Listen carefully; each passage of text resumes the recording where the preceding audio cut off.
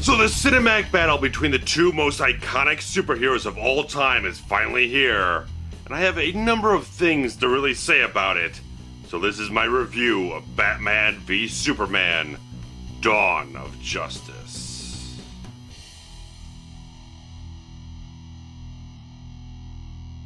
Fearing the actions of the godlike Superman left unchecked, Gotham City's own formidable, forceful vigilante takes on Metropolis's most revered modern-day savior, while the world wrestles with what kind of hero it really needs. Meanwhile, Bruce Wayne crosses paths with a mysterious woman who proves to be far more than she appears, while visions of an apocalyptic future haunt the Dark Knight. As Batman and Superman begin to launch a war with one another, the eccentric and conniving Lex Luthor plots something far more terrifying, putting mankind in greater danger than it has ever known before.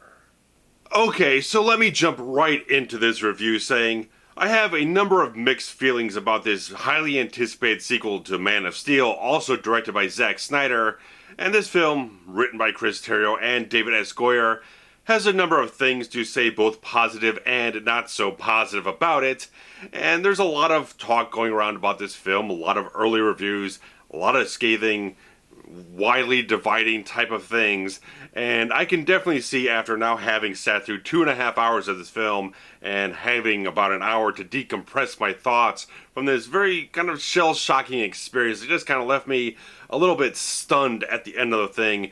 Not in a positive or negative way, just like there's so much to process with all the stuff they absolutely jam-pack into this movie, and not in a positive type of way, because you start out with the simple concept, being Batman against Superman, having ideological conflict there, Batman viewing Superman as this sort of cataclysmic type of figure that could absolutely wipe out humanity based on all the things that happened in the climax of Man of Steel, which Bruce Wayne was a witness to and had a number of his own employees of his company get killed in the process and thousands dead possibly. And so, wonderful. Have that conflict there between these two characters and just have that to build up to a certain point and have these two combat each other. Also on a physical level, also ideological, have to resolve something between them to rise above that, become the sort of allies of sorts that we've known they've been in comics for decades now. And that's a fine concept, and probably tack on a little bit of something to lead up past that to build upon this DC extended universe. And if they left at that, they would have had possibly a much more richer and fuller and more well put together film. But there's so many other things that they put into this movie that feels like it's too much for one movie. I've been thinking, like, with the Marvel films, I feel like at this point they've been playing it safe for a little too long, kind of playing things without kind of doing too many ambitious things, not going too far with things, not trying to do anything that shakes up the status quo. Batman v Superman definitely goes way, possibly too ambitious, and jam-packs, again, far too much content into a single film to have all of it really have the time to air itself out, to really kind of decompress its storytelling and have everything flow as well as it possibly could, because obviously they have this Batman and Superman conflict, then they have all the stuff they have to set up for Justice League, and they have all these other minor characters in the film like Lex Luthor and Wonder Woman and various other little things that all try to sprinkle in there and kind of drop little seeds here and there.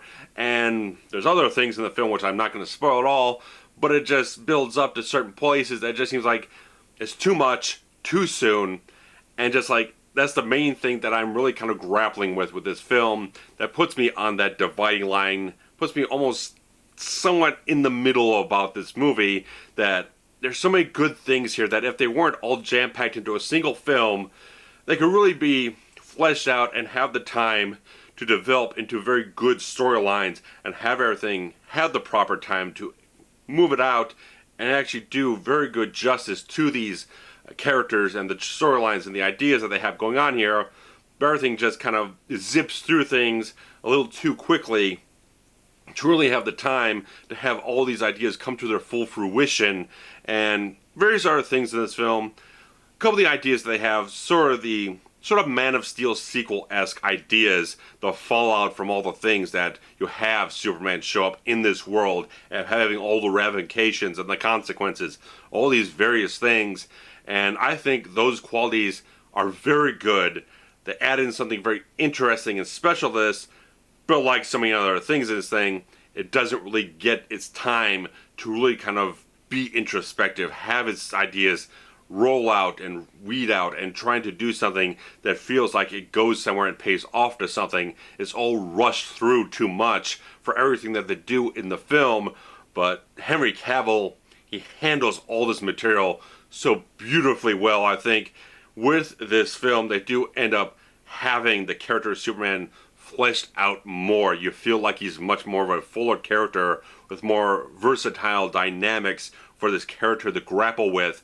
I think he does a good job, but I also think there's some places, like I said, gets a bit shortchanged to be able to do as much as he possibly can to have the impact of the story overall feel as strong as it possibly can be.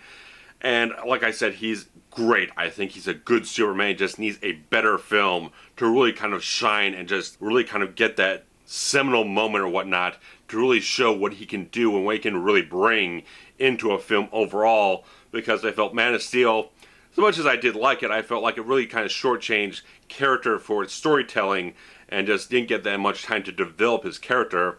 This time out, it feels like a fuller character. It feels like he's had time to kind of be more in the world and have more things to deal with and grapple with, and develop his relationship with Lois Lane, which also doesn't quite get as much time, again, to really kind of feel itself out as much as it can in the film. But of course, we had a lot of people, ever since it was announced that Ben Affleck was being cast as Bruce Wayne / Batman, there's been a lot of talk, a lot of people just rattling cages, saying it's not a good idea, they didn't have any faith in it. Ben Affleck is fantastic in this movie. There's not a single moment in this film where I did not see him portraying a character, not see him as Bruce Wayne / Batman. That even in the marketing materials, I was very convinced it would be a fantastic Bruce Wayne. Wasn't entirely convinced on the Batman side of things, but he is 100% inside this character, and I was so pleased at everything that he brought to the table of this film. After having seen The Town recently in the last month or two, that impressed me so much about what he did as a director and as an actor there. And obviously, I just thought he did a wonderful job tapping into the rage of the character, the turbulence, the sort of world-weary quality of the character. And there's many different things in this film. Like I mentioned in my most recent review, there is an influence from The Dark Knight Returns comic book series from Frank Miller, and there's definitely specific beats, even dialogue or certain actions or certain visual cues that are hit directly from that source material that I immediately picked up on, and I was very much impressed. I really kind of gravitated towards those moments, and I was very interested how that factored in to the psyche of his Batman and so many different things. I thought his performance was fantastic. I think he could entirely carry a Batman film on his own. He definitely carried this film so exquisitely well. I very much enjoyed his performance and his portrayal. Is much older, grittier, worn down Batman, which just has this fiery rage in him, and he's just such a fantastically brutal type of Batman. It's just like he's much more intense, much more straightforward, and just fascinating. Just so many different things. I very much appreciated what he brought to the character. I think he will have no problem at all developing this Batman further in this world. And Gal Gadot, again, another casting that a lot of people were very scrutinous about, because she didn't have a whole lot in her acting background to really kind of support that should be a very good addition to the cast. And there's not a terrible lot of things that she has to contribute to the film as her own, but I thought she brought forth a very good quality, held her own solidly as the character of Diana Prince / Wonder Woman. I thought she was a very solid piece of this cast. I think she did a good job, despite, again, having a role in the film that didn't really add anything aside from just the sort of Justice League build-up for a future movie and everything. There's certain things in the film that, again, there's certain elements that are good. They're just not supported by what they have to wrap themselves around with their subplots or whatnot. So it's like a good casting choice that worked out, but it didn't really aid the film to an extent that really seemed like it was terribly necessary. You could probably possibly remove her from the storyline, make a few tweaks about what you're going to lead up to next, or just take some of those things out and work just fine. The main narratives of the film don't really require her presence, so you're really just there to be there to introduce the character and lead up to her own solo film and the Justice League film. So it's like another one of those things, not necessary to be there, but it was still good to be there. But it's still another thing that just, one of those things, it's all like double-edged swords with this film. There's a good thing that has a bad edge to it. So it's like these various things. And Jesse Eisenberg as Lex Luthor, again, another controversial casting choice. This one is the contentious one because for what they intended to do with the character, he pulled it off well. I just don't think it is the Lex Luthor that anyone really wanted to see. I mean, if you like what you saw in the trailers for what his performance is, that's entirely what his performance is. Every single moment of this whole film is just that. There's no other side to the character besides that, aside from his devious, villainous edge that he has rearing throughout the whole film. It's just the fact that he is such a hyperactive, sort of quirky character that just doesn't ring true to being Lex Luthor. You think Lex Luthor, even as like Gene Hackman, you still view a character that has a certain gravitas, a certain dramatic pull to him. He has that devious edge, but a little bit more of a sharper, clearer, less wacky type of quality to him. So it's like one of those things, like he's doing a all-right job for what they want him to be. It's just not really it's not tapping into Lex Luthor that I think the storyline really could have used to really bring the gravitas that you want from that type of character with that type of intellectual edge to him. It just didn't work for me overall. It's like I didn't hate it, but it just left so much more to be desired overall. And Jeremy Irons, right when I heard the news that he was going to be cast as Alfred, I was sold, and he's absolutely fantastic with what he has to work with in this film. Between him and Affleck, that's a fantastic combo to put into a solo Batman movie.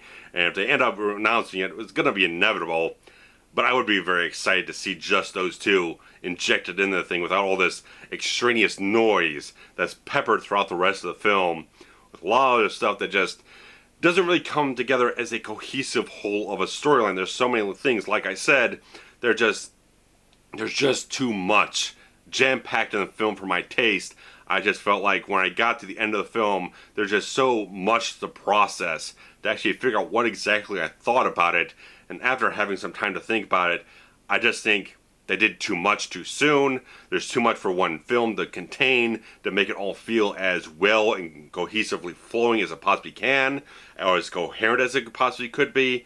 It's not a film that I hate in any type of way, but it's like I'm so divided right now that there's so many fantastic characters and ideas and performances here, but the storytelling just doesn't come together.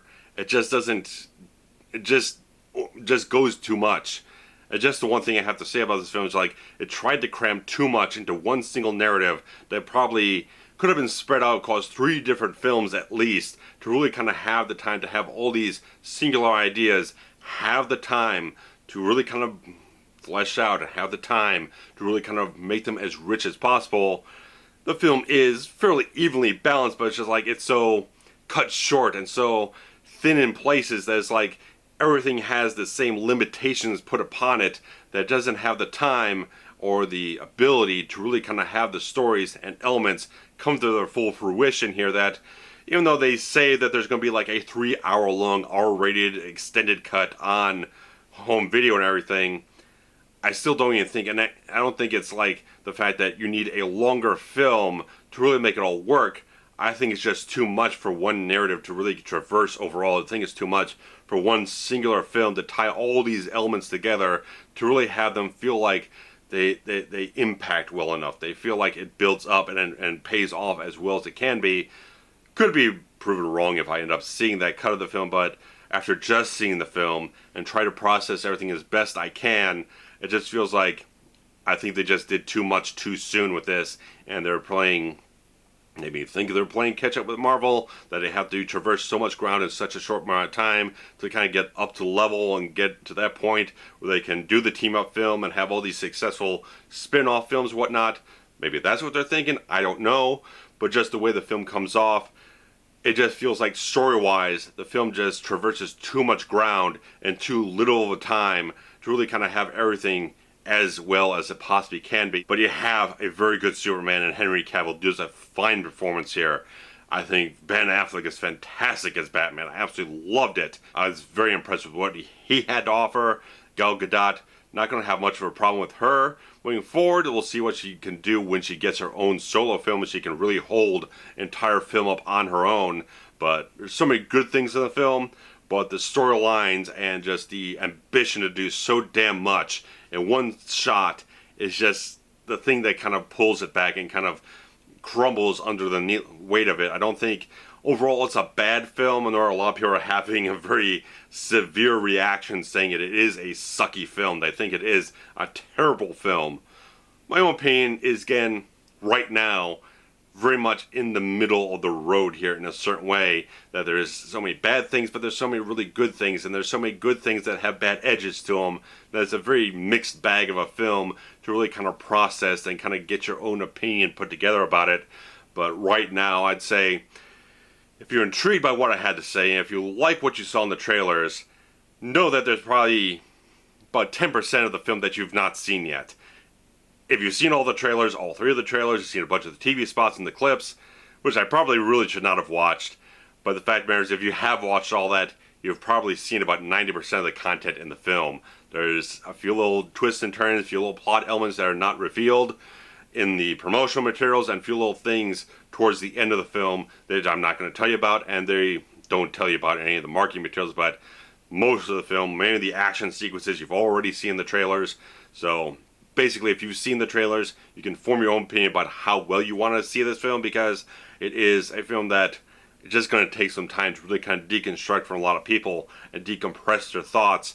But if you like Man of Steel, if you like Zack Snyder's Watchmen, you'll probably enjoy this to a certain extent. I think Ben Affleck, again, is fantastic. Good characters, just the story elements really kind of get muddled and fall apart because there's just too much to pack into one container here. So there's going to be a lot to discuss, guys. So throw your comments below, and if you haven't already, definitely check out my review of the animated DC film Batman: The Dark Knight Returns, which I absolutely love, but there's so much to get into that, as well as the source material there. And going to take some days off to kind of get myself decompressed and everything, settle down, and probably go back into something else very interesting. I'm not sure what, but soon you'll get another review that's a little bit off the trail of all the superhero stuff. So thanks, guys, for watching. Take care. Bye-bye.